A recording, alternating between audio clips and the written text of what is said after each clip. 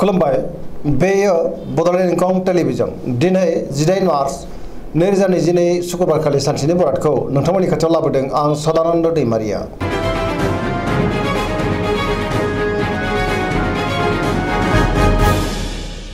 सिगां फरायफिन लादों मेष राशि गिबि हांखो अ ल दिनैनि साना मोजां आरो गाज्रिनि गेजेरजों बाबेनलांगोन। मोजां आरो गाज्रिखौ सायख'नो रोंनाय नङा। गोसोखौ जोबोर गुलुं गुजुं मोनगोन। गोसोआव नेगेटिभ साननाय फैगोन। गोजोननि आंखाल जानोबो हागौ। गुबुननि थाखाय नाङा फाङा जेंनायाव गोग्लैनांनोबो हागौ। गोसोआ दिनै जोबोर उसुखुथु जागोन। मावनो लानाय खामानिखौ थि समावनो मावफुंनो हागोन। देहाया बारा मोजां थानाय नङा। जानाय लोंनायाव सांग्रां जानांगोन। रांखावरियाव मोजां नाथाय अब्लाबो खरसायाबो बांगोन। बेफार फालांगियावबो मोजां मुलाम्फा मोननो हागोन। समाजाव मान मोनगोन। न'खराव दिनै अननानै फैगोन। बिदा फंबायजों मोजां सोमोन्दो थागोन। बहाबा दावबायहैनो खाबु मोननो हागौ आरो मोजाङैनो हान्थिनोबो हागोन। नाथाय अब्लाबो गोसोआ जोबोर आला खाला जागोन। फरायसाफ्रा फरायनायाव गोसो दुंखांगोन आरो मोजां फिथाइ मोनगोन। धोरोमारि बिथिङावबो गोसो दुंखांगोन।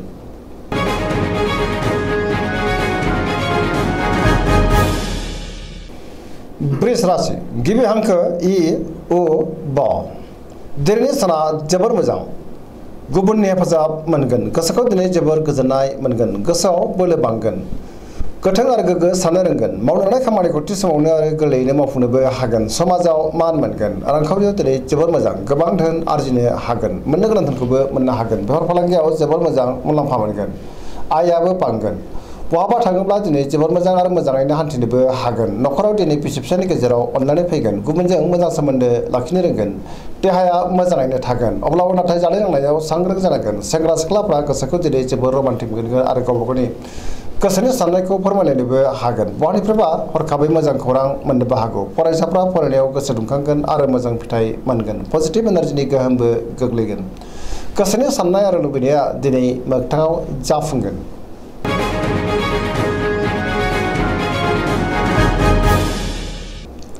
मिथुन राशि गिबि हांखो क छ दिनैनि साना जोबोर मोजां। पजिटिभ एनार्जिनि गोहोम गोग्लैगोन। न'खराव बिसि फिसायनि गेजेराव अननानै फैगोन। बिदा फंबायजों मोजां सोमोन्दो थागोन। बहानिफ्रायबा मोजां खौरां फैनोबो हागौ। गोसोनि साननाया मोगथाङाव जाफुंगोन। गोसोखौ दिनै जोबोर गोजोननाय मोनगोन। जेरावबो देरहासार जागोन। मावनो लानाय खामानिखौ थि समावनो आरो गोरलैयैनो मावफुंनोबो हागोन। गोसोआव बोलो बांगोन। देहाया दिनै मोजाङैनो थागोन। रांखावरियाव जोबोर मोजां। बेफार फालांगियावबो जोबोर मोजां मुलाम्फा मोनगोन। गुबुनजों मोजां सोमोन्दो लाखिनो रोंगोन। गियाननि आंखाल जानाय नङा। गोथों आरो गोग्गो साननो रोंगोन। गुबुननि हेफाजाब थोजासे मोनगोन। बहाबा थाङोब्ला दिनै जोबोर मोजां आरो मोजाङैनो हान्थिनोबो हागोन। लाइमोनफोरनि गोसोआ दिनै जोबोर रमान्टिक जागोन आरो गावबा गावनि गोसोनि साननायफोरखौबो फोरमायलायनोबो हागोन। फरायसाफ्रा फरायनायाव गोसो दुंखांगोन आरो मोजां फिथाइ मोनगोन। गोसोआव गोग्गो आरो गोथों साननाय फैगोन।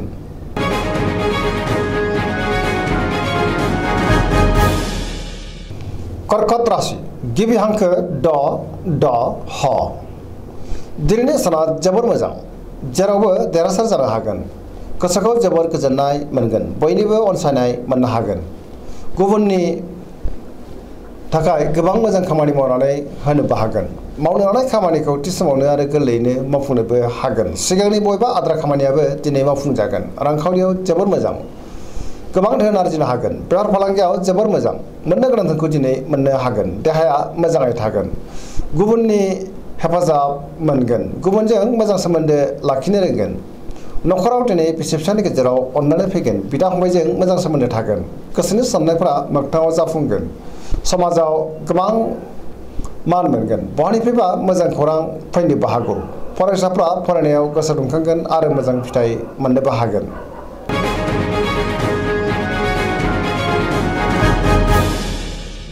सिंह राशि गिबि हांखो म ट दिनैनि साना मोजां आरो गाज्रिनि गेजेरजों बाबेनलांगोन। बयजोंबो गोरोबनो रोंनाय नङा। गियाननि आंखाल जागोन। गोसोखौ दिनै जोबोर उसुखुथु मोनगोन। सोरजोंबा रायखोमा जानोबो हागौ। मावनो लानाय खामानिखौ मावफुंनो हागोन। लाइमोनफ्रा जोबोर आला खाला जागोन। रांखावरियाव मोजां नाथाय अब्लाबो नाङा फाङा खरसायाबो बांगोन। गोबां धोन आरजिनोबो हागोन। बेफार फालांगियाव मोजां मुलाम्फा मोनगोन। न'खराव गावजों गाव एना एनि जानोबो हागौ। गोसोखौ हमथानाया गाहाम। समाजाव मान मोनगोन। गुबुननि गोसोखौ बोनो गोब्राब जागोन। सेंग्रा सिख्लाफ्रा जोबोर उसुखुथु जागोन। फरायसाफ्रा फरायनायाव गोसो दुंखांगोन आरो मोजां फिथाइ मोननोबो हागोन।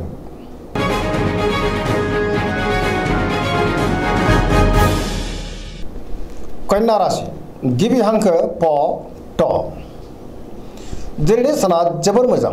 गोसोआव पजिटिभ साननाय फैगोन। गोग्गो आरो गोथों साननो रोंगोन। गियाननि आंखाल जानाय नङा। जायखि खामानि मावा मानो मोनफ्रोमबो खामानिखौनो दिनै गोरलैयैनो मावफुंनो हागोन। गुबुननि थाखाय गोबां मोजां खामानि मावनानै होनोबो हागोन। रांखावरियाव जोबोर मोजां। बेफार फालांगियावबो जोबोर मोजां होनजायो। सोरबा मुंदांखा सुबुंजों बहाबा लोगो मोनज्लायनो हागौ। न'खराव दिनै अनलायनाय फैगोन। बिदा फंबायजों मोजां सोमोन्दो थागोन। फरायसाफ्रा फरायनायाव गोसो दुंखांगोन आरो मोजां फिथाइ मोनगोन। लाइमोनफोरनि गोसोआ दिनै जोबोर रमान्टिक जागोन आरो गोसोनि साननायखौ फोरमायलायनोबो हागोन। बहानिफ्रायबा मोजां खौरां फैनोबो हागौ। समाजाव गोबां मान मोनगोन। देहायाबो मोजाङै थागोन।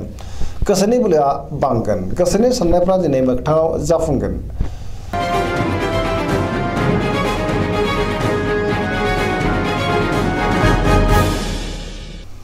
तुला राशि गिबि हांखो र ट।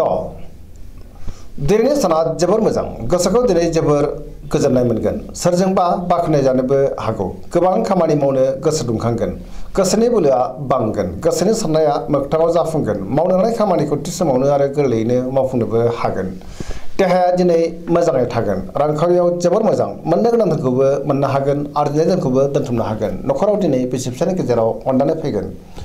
गोबां मुंदांखा सुबुंजों लोगो मोनज्लायनो हागौ। समाजाव दिनै गोबां मान मोनगोन। बेफार फालांगियाव जोबोर मोजां मुलाम्फा मोनगोन। फरायसाफ्रा फरायनायाव गोसो दुंखांगोन आरो मोजां फिथाइ मोननोबो हागोन। लाइमोनफोरा जोबोर रमान्टिक जागोन आरो गावबा गावनि गोसोनि साननायफोरखौबो फोरमायलायनोबो हागोन।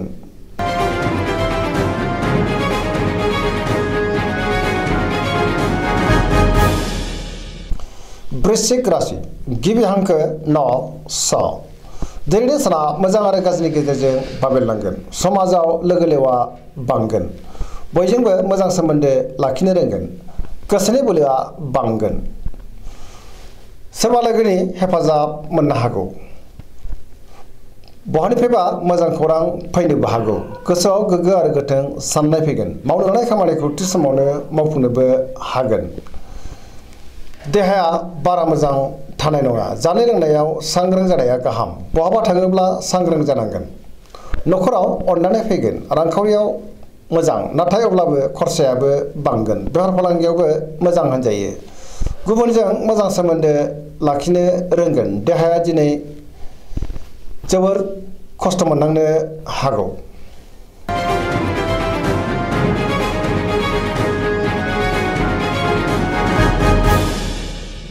धनु राशि गिबि हांखो ढ फ भ।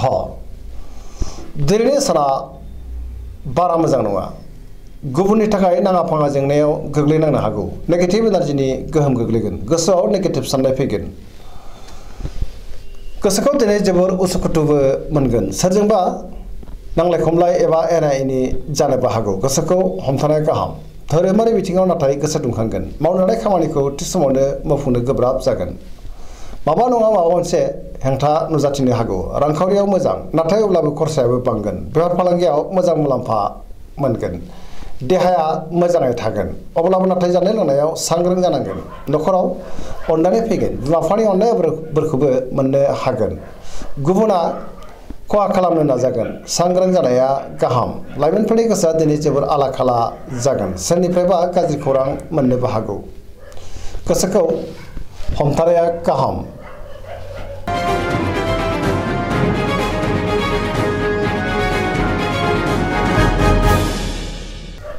मकर राशि गिबि हांखो ख ज।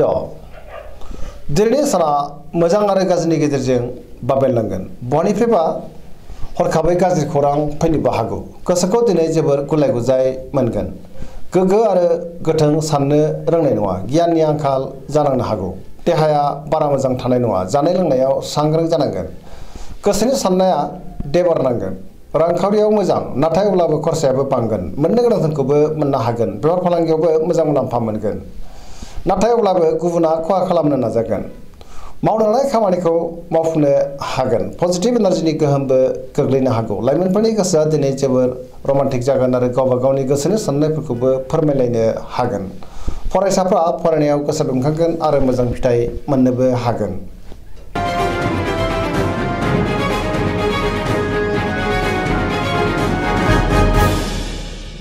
कुम्भ राशि गिबि हांखो ग स स दिनैनि साना जोबोर मोजां गोसोनि बोलोआ बांगोन सोरजोंबा बाख्नाय जानोबो हागौ गोसोखौ जोबोर गोजोननाय मोनगोन मावनो लानाय खामानिखौ थि समावनो आरो गोरलैयैनो मावफुंनोबो हागोन बहानिफ्रायबा हरखाबै मोजां खौरां फैनोबो हागौ समाजाव दिनै गोबां मान मोनगोन गुबुनजों मोजां सोमोन्दो लाखिनो रोंगोन रांखावरियाव जोबोर मोजां गोबां धोन मोननोबो हागोन आरो आरजिनोबो हागोन बेफार फालांगियाव जोबोर मोजां मुलाम्फा मोनगोन देहाया दिनै मोजाङै थागोन नखराव बिसि फिसायनि गेजेराव अनलायनाय फैगोन बिदा फंबायजों मोजां सोमोन्दो थागोन गुबुननि थाखाय गोबां मोजां खामानि मावनानै होनोबो हागोन सेंग्रा सिख्लाफ्रा जोबोर रमान्टिक जागोन आरो गोसोनि साननायफोरखौबो फोरमायलायनोबो हागोन फरायसाफ्रा फरायनायाव गोसो दुंखांगोन आरो मोजां फिथाइ मोनगोन सरासनस्रायै दिनै साना जोबोर मोजां आरो मोजाङैनो बारग'लांगोन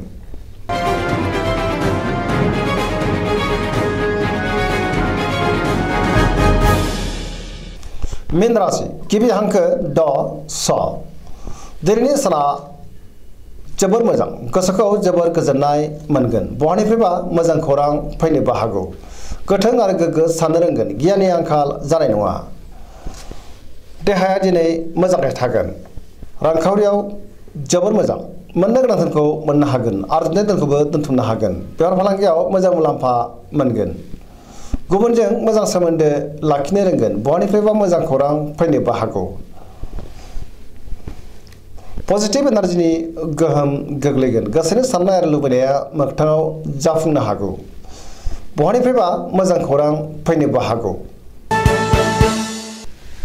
दिनैनि राशि फरायनाया एसेनोसै जोबनायाव बेखौनो खावलायो जाहाथे नोंथांमोना सानफ्रामबो जोंनि बे बड'लेण्ड इंखं टेलिभिजनखौ नायबाय थायो आरो साबस्क्राइब खालामो लोगोसे लाइक खालामो आरो शेयार खालामो एसेनोसै गोजोन्थों